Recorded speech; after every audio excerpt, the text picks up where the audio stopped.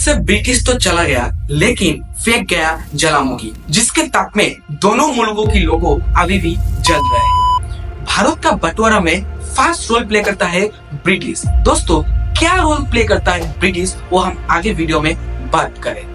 1947 एक ऐसा ईयर है जिसमें एक तरफ था भारत बंटवारा का दुख और एक तरफ था आजादी का खुशी। ये दोनों ही लेके आगे बढ़ना पड़ा सबको। हेलो मित्रों और मित्रानियों, स्वागत है आपको नेक्स्ट जेन पे। चलिए चलते हैं 1947 में।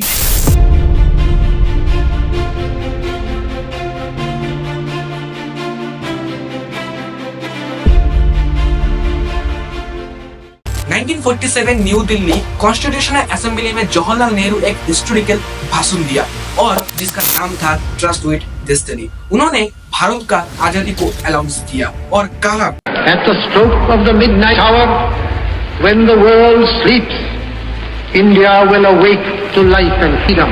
कॉन्स्टिट्यूशनल असेंबली में सारे नेता प्रेजेंट थे, लेकिन आजादी का सबसे बड़े नेता महात्मा गांधी प्रेजेंट नहीं थे। लेकिन कहाँ थे गांधी? एक तरफ जवाहरलाल नेहरू आजादी का अनाउंस तो कर रहा था, लेकिन एक तरफ हो रहा था भारत बंटवारा का दांगे वायलेंस। एक रिपोर्ट के मुताबिक 1.5 करोड़ के भी ज्यादा लोग मारे गए थे इस दांगे और विभाजन में। इसीलिए महात्मा गांधी कॉन्स्टिट्यूशनल असेंबली में प्रेजेंट नहीं थे। वो दिल्ली से हजारों किलोमीटर दूर बंगाल के नावखाली पे थे। जी हाँ, जब देश आजादी का जश्न मना था, तब गांधी बंगाल के नावखाली पे लगी आग को बुझाने की कोशिश कर रहा था।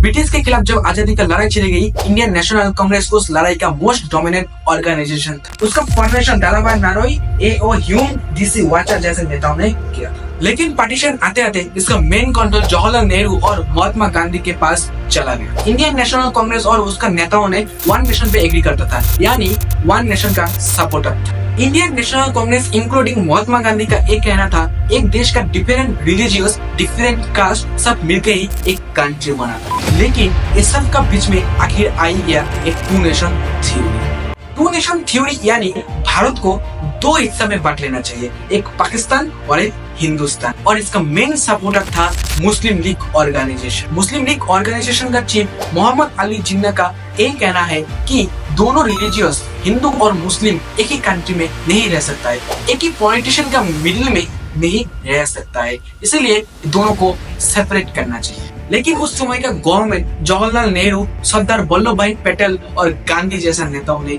इसको एग्री नहीं करता। एक टू नेशन थ्योरी के मिडिल से ही वो लोग मांग किया मुस्लिम के लिए एक अलग कंट्री, जो होगा पाकिस्तान। इसीलिए बहुत सारा दांगे, बहुत सारा आंदोलन भी हुआ और इस आंदोलन में, इस दांगे में, इस विभाजन में इतना लोग मारे गए उसका कोई हिसाब नहीं है। लेकिन ये प्रोटेस्ट, ये आंदोलन इतना हाई हो गया था, इतना ऊपर चला गया था कि इसको रोक पाना नामुमकिन था। दोस्तों, मैं फास्ट में बोला था, इस विभाजन में ब्रिटिश फास्ट रोल प्ले करता है। चले जाते हैं ब्रिटिश का क्या खेल था। 24 मार्च 1947 इस कहानी में ब्रिटिश एक नया मोड़ लेकर आया। नया वाइसरॉय माउंटबेटन, जिन्होंने 1948 में भारत को आजादी देने का फैसला किया। लेकिन जिन्ना ने भी उसका सामने भारत को दो हिस्सों में बांटने का फरमान चल गया। जिन्ना ने कहा, भारत तो आजाद हो गई, लेकिन दो हिस्सा में, इसीलिए इसको बांट के ही आजाद किया जाए, क्योंकि हम हिंदू का गुलामी करना नहीं चाहते। ठीक इसका उल्टा साइड में था नेहरू और गांधी। नेहरू और गांधी को मनाने का पूरा कोशिश चल रहा था और ठीक इसका दौरान पूरा देश में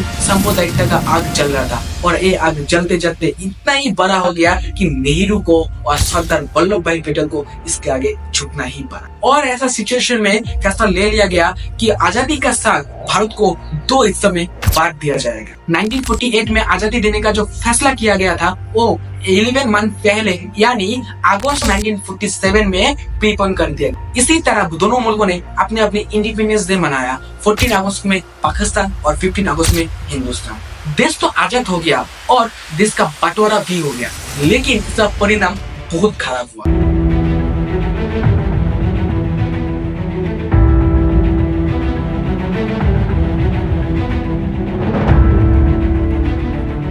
लेकिन दोस्तों, दिक्कतें अभी तक खत्म नहीं हुआ। सिचुएशन दिन ब दिन खराब हो रहा था।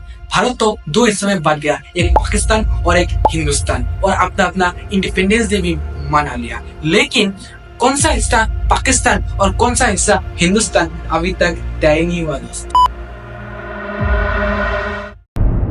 लेकिन दोस्तों, ब्रिटिश के पास तो हर सिचुएशन का सॉल्यूशन होता ही है। तभी न्यू वाइसरॉय माउंटबेटन एक इंग्लिश वकील को लेकर आया, और ऐसा वकील को लेकर आया जिसको ना पता है भारत का भूगोल, ना पता है भारत का संस्कृति, ना पता है भारत का इतिहास। लेकिन तभी वो क्या किया, भारत का नक्शा उठाया और खींच दिया 2 लाइन।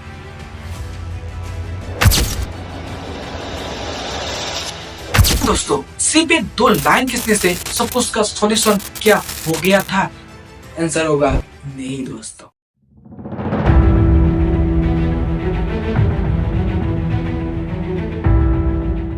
सिचुएशन दिन ब दिन खराब हो रहा था। बॉर्डर लाइन खींचने के बाद ये तो तय हो गया था कौन सा हिस्सा पाकिस्तान और कौन सा हिस्सा हिंदुस्तान, और सब लोग अपना अपना जगह भी जा रहे थे। लेकिन दोस्तों, मैं पहले ही बोला था बंटवारा का परिणाम अच्छा नहीं हुआ।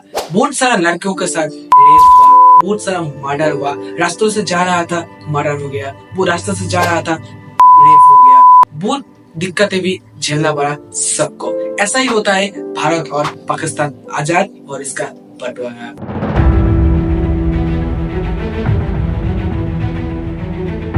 लेकिन दोस्तों, भारत से एक ही कंट्री अलग हुआ, वो है पाकिस्तान। बांग्लादेश नहीं हुआ था। बांग्लादेश पहले पाकिस्तानी था। बांग्लादेश को पहले ईस्ट पाकिस्तान और जो प्रेजेंट पाकिस्तान है उसको पहले वेस्ट पाकिस्तान बोला जाता था। लेकिन क्यों बांग्लादेश पाकिस्तान से फिर अलग हो गया, वो हम बाद में बात करेंगे। भारत का बंटवारा में बहुत सारे लोगों ने अपना जान भी दिया और अपने ही अपनों को खो दिया, अपने ही अपनों को मार भी दिया। बहुत सारा लड़कियों के साथ बलात्कार भी हुआ। लेकिन ऐसा ही हुआ दोनों मुल्कों का आजादी और दोनों मुल्कों का बंटवारा। चलिए दोस्तों, फिर मिलेंगे। जय हिंद, जय भारत।